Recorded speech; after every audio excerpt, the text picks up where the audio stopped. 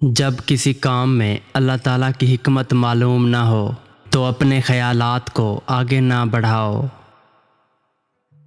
تنہائی میں گناہ کرنے سے ڈرا کرو، کیونکہ جو گواہ ہے وہی حاکم ہے۔ توفیق سے اچھا کوئی رہنما نہیں، اور غور و فکر سے بہتر کوئی علم نہیں۔ اگر تم پانی میں ڈوب رہے ہو اور تمہیں یاد آ جائے کہ وقت نماز ہے تو نماز کی نیت کر لو۔ جو شخص رائے لیتا ہے اسے غلطی کے مقامات معلوم ہو جاتے ہیں۔ مشورے سے بہتر کوئی اقدام بھروسے کے قابل نہیں۔ کسی چیز سے بالکل نا امید ہو جانا اس کی طلب میں ذلت اٹھانے سے بہتر ہے۔ معاف کرنا کامیابی کی زکوٰۃ ہے، اور سب سے بڑی دولت مندی ترک آرزو ہے۔ شکریہ میں کمی کرنے سے محسن لوگ نیکی کرنے میں بے رغبت ہو جاتے ہیں۔ نیک عمل کا ثواب اس کی مشقت کے اندازے پر ملتا ہے۔ جس سے اختیار گناہ ہو اور وہ پاک دامن رہے تو اسے شہید سے بھی زیادہ ثواب ملتا ہے۔ بہترین سامان سفر تقوی ہے، عقل سے زیادہ مفید کوئی مال نہیں۔ فیصلے کے وقت چپ رہنے میں اسی طرح کوئی خوبی نہیں جس طرح نامعلوم بات کہنے میں۔ جو شخص ایک مرتبہ بھی مذاق کرتا ہے وہ اپنی عقل کا ایک حصہ ختم کر دیتا ہے۔ غربت وطن کو مسافرت بنا دیتی ہے، اور قناعت وہ مال ہے جو ختم نہیں ہوتا۔ اپنے دوست پر احسان کر کے اسے راضی کر لو، اور اسے انعام دے کر اس کے شر سے بچو۔ دنیا والے ان مسافروں کی طرح ہیں جن کو قافلہ لیے جا رہا ہو اور وہ سو رہے ہوں۔ ضرورت کا پورا نہ ہونا نااہل سے مانگنے سے زیادہ آسان ہے۔ نیک عمل سے اچھی کوئی تجارت نہیں، اور خود پسندی سے زیادہ وحشت خیز کوئی تنہائی نہیں۔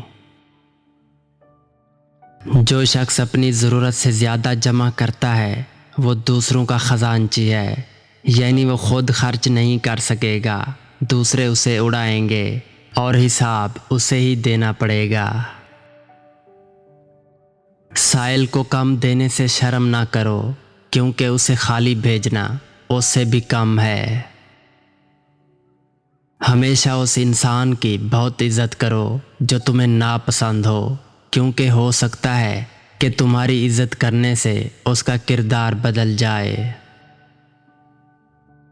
فرائض کی ادائیگی سے اچھی کوئی عبادت نہیں، اور انکساری سے بہتر کوئی شرف نہیں۔ فضول امیدوں پر بھروسہ کرنے سے بچے رہو، یہ احمقوں کا سرمایہ ہے۔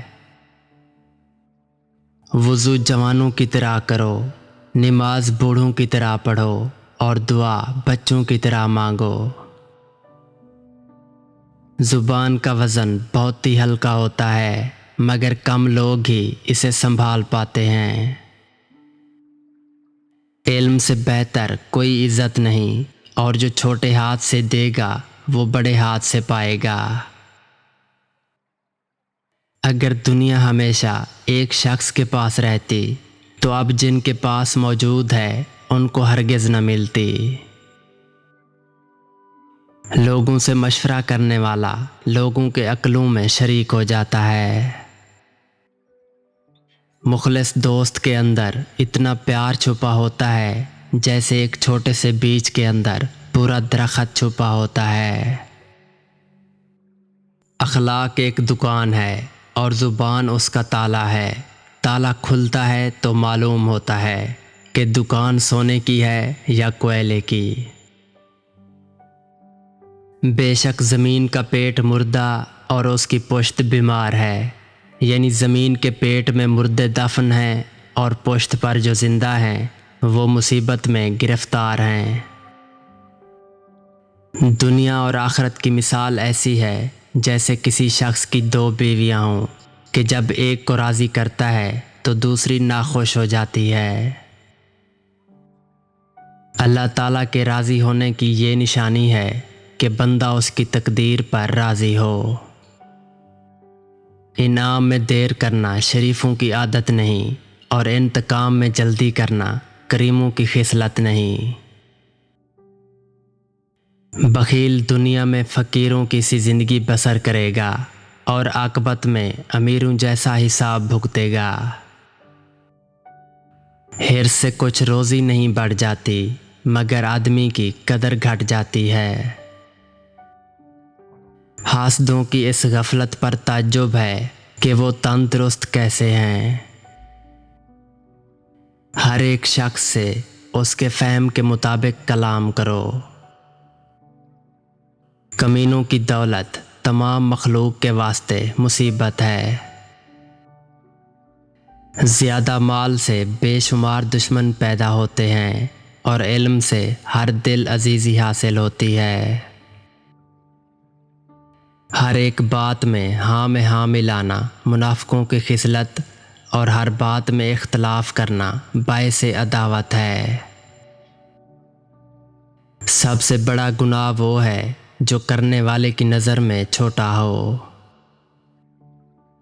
3 شخص رحمت کے زیادہ مستحق ہیں، وہ عالم جس پر جاہل کا حکم چلے، وہ شریف جس پر کمینہ حاکم ہو، اور وہ نیکوکار جس پر کوئی بدکار مسلط ہو۔ سب سے اچھا کلام وہ ہے جس کی حسن فعل تصدیق کرے۔ سب سے زیادہ مصیبت اس شخص پر ہے جس کی ہمت بلند، مروت زیادہ اور مقدرت کم ہو۔ جو شخص تمہاری طرف مائل ہو اس سے الگ رہنا قسمت کی کمی ہے، اور تمہارا اس کی طرف جھکنا جو تم سے کنارہ کشی چاہتا ہو یہ نفس کی ذلت ہے۔ کوتاہی کا نتیجہ شرمندگی اور دور اندیشی کا پھل سلامتی ہے۔ علم عمل کو پکارتا ہے، اگر عمل لبیک کہے تو ٹھیک ہے ورنہ علم کوچ کر جاتا ہے۔ ایمان کے 4 ستون ہیں: صبر، یقین، عدل اور جہاد۔ حرام سے بچنے سے بہتر کوئی زہد نہیں۔